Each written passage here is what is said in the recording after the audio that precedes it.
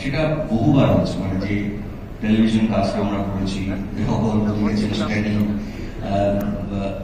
হঠাৎ আমি সকালবেলা 8টার সময় শুনলাম আমার পুরো একটা টেলিভিশন সেটে ঋতুদার বাড়ির সব জিনিসপত্র আছে। আমাকে আমার ইপি ফোন করে সকাল 7টায় বলছে যে একটাও সেটে কোনো না আর ইয়ে নেই, ফার্নিচার নেই, ডেইলি সোপ। ওটা কেন, কি হয়েছিল, সকালবেলা 6টার সময় ঋতুদা টেম্পো করে এসে সব সেটের ফার্নিচার নিয়ে চলে গেছে। ঠিক আছে, যাও 16,000 থেকে কিনে এনে শুটিং তো করতে হবে, করো। তারপর দেখছি আমি ঋতুটাকে টানলে, মানে এমনও হয়েছে যে ঋতু শুটিং করছে যেটাতে যিশু আছে, যিশু প্রডিউসার, হঠাৎ কেন প্রডিউসার হয়েছিল আমি জানি না, তো প্রডিউসার হয়েছিল। তো হঠাৎ সানি আর যিশু আমায় ফোন করছে, আমি সেই ছবিটা আর্টিস্ট হলো, কোনো একটা চার্চে গিয়ে লাইট করতে পারছি না, তো বলছে যে ঋতুদা চলে গেছে, আমাদের আজকে এই চার্চটা আছে, চলে গেছে বাড়িতে।